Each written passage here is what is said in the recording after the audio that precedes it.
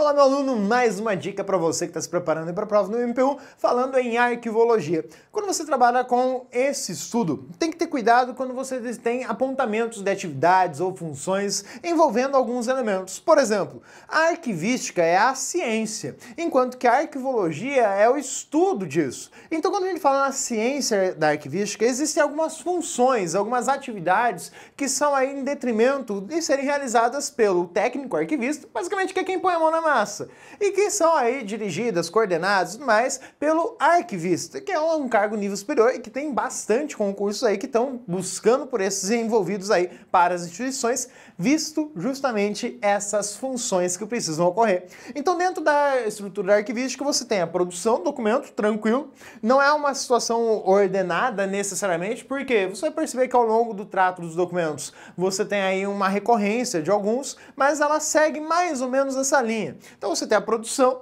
você tem a avaliação, e essa avaliação em primeira instância é aquela avaliação para dar o valor de um documento, dizendo, olha, esse documento aqui eu vou atribuir ele com valor primário, esse documento vai receber um valor secundário, então seria mais essa essência de atribuição de valores ao documento. Aí você tem a aquisição, como eu disse, você tem todo o fluxo. A palavra aquisição é a entrada de um documento de arquivo a cada um dos arquivos, ou seja, quando o arquivo corrente recebe um arquivo, o arquivo corrente está fazendo uma aquisição. Quando o arquivo intermediário recebe um arquivo, ele está fazendo uma aquisição. Só que o processo de levar um arquivo do arquivo corrente para o arquivo intermediário chama-se transferência. Porém, o arquivo intermediário está fazendo uma aquisição em todo modo. Então, nesse sentido, o mesmo vale para o arquivo permanente. A conservação. A conservação é a conservação da integridade física do documento. E é uma necessidade que tem que estar aí constante. A todo momento tem que pensar nisso, ainda mais se forem documentos com destino à guarda permanente.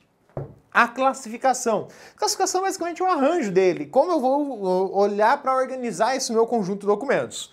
A descrição, que é a inclusão de indexadores e outros elementos, registros e tudo mais. Então a ideia da descrição e a difusão, que é a necessidade de você dar o acesso aos arquivos. Pensando aí no arquivo corrente intermediário, lembrar que o acesso é restrito a quem está ali na instituição e quando vai para o arquivo permanente, todos podem acessar, ou seja, fica aberto à comunidade. Essa é a ideia. Então a difusão também é uma responsabilidade, é uma função da arquivística. Agora, cuidado com as atividades do protocolo. Então o protocolo ele tem que exercer algumas atividades, sempre pensando, óbvio, que ele está aí no meio da função arquivística. Ele tem que se preocupar com a conservação constantemente? Sim, mas com atividade, ou seja, aquilo que o protocolo tem como um processo que ele vai realizar. Inclusive, processo é uma coisa que você tem ali que é um resultado dos recursos gerados pelo protocolo.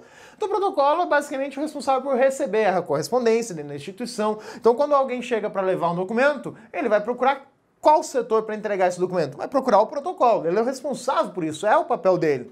Ele vai fazer a classificação desse documento, agora a classificação no sentido de dizer, olha, qual que é a natureza do assunto, esse documento ele é um documento que é de uma unidade manutendora pública, privada, o que eu estou trabalhando aqui? Então todos esses processos que a gente vê ali, classificação de gênero, classificação quanto à espécie, ou tipo documental, forma, formato, tudo isso é o que o protocolo vai estar ali já descrevendo sobre o documento.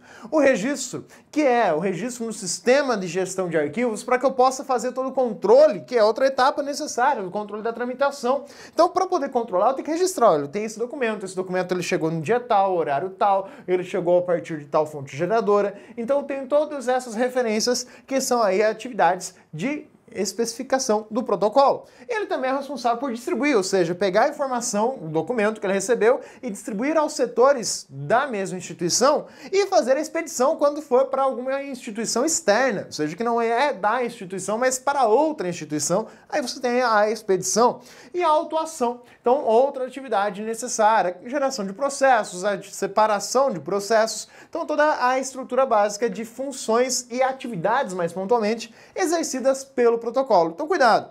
Função arquivística é uma coisa, a atividade do protocolo é outra. E aí você tem todas essas que são amplamente citadas na prova e a sugestão é, se você ainda está com dificuldades e não lembra delas, vai lá, pega o material e dá um resumão aí de cada uma, vai e abre cada uma delas, montando aí um esqueminha, porque na prova elas são de suma importância. Ficamos por aqui e até a próxima.